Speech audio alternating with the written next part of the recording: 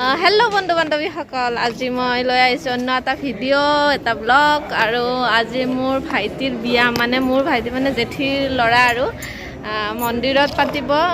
ছোৱালী লৈ আহিছে আগতে। তো আজি গোটেই বিয়া দেখাম। মই ঘৰৰ পৰা ভিডিঅ'টো আৰম্ভ কৰা নহ'ল, দেৰি হৈছে। ৰাতিপুৱা সোনকালে মানে এওঁক পঠাব লাগে, চব পঠাই মেলি সোনকালে তাড়াতাড়ি আহিব লগা হৈছে, সেইকাৰণে আৰম্ভ কৰা হোৱা নাছিলে। এতিয়া বাকীখিনি দেখাই যাম আপোনালোকক, বিয়া চাই যাব দেই।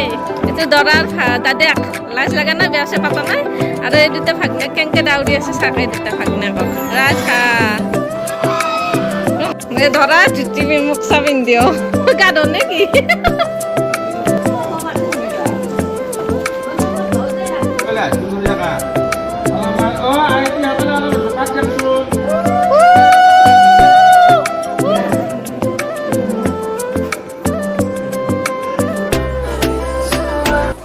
ডিপ্তেশ্বৰী মন্দিৰ হয়। আমি চাকি বন্তি জ্বলালো। ইয়াত বিয়া অন্নপ্ৰসন্ন সকলো হয়। তো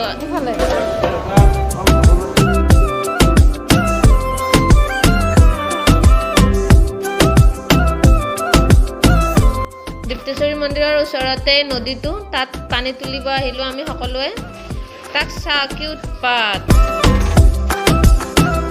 এতিয়া আমাৰ দৰাক গা ধুৱাব ওলাইছে।